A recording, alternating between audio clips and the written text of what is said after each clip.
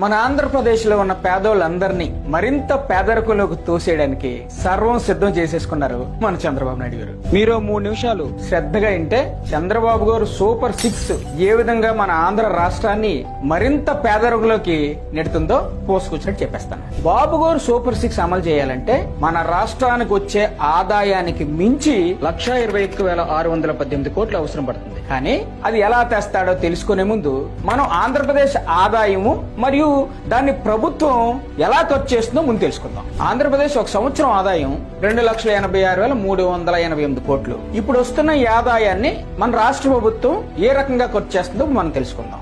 81.3% రాష్ట్ర ఆదాయం ఈ రోజు క్లిష్టమైన సంక్షేమ పథకాలను అందించడానికి, పరిపాలన నిర్వహించడానికి లేదా సామాజికంగా మరియు ఆర్థికంగా బలోపేతం అవుతున్న సంఘాలకు మౌలిక సదుపాయాలను సృష్టించడానికి ఇప్పటికే ఖర్చు చేయబడుతుంది. మిగిలిన 18.7% 2019లో టీడీపీ ఏపీకి వదిలిపెట్టిన అప్పులు తీర్చే దశగా వెళ్తుంది. అలాంటప్పుడు బాబు గారు చెప్తున్న సూపర్ 6 అమలు చేయడానికి ప్రతి సంవత్సరం అదనంగా అవసరమయ్యే 1,21,618 కోట్లు ఎలా పూరిస్తారు?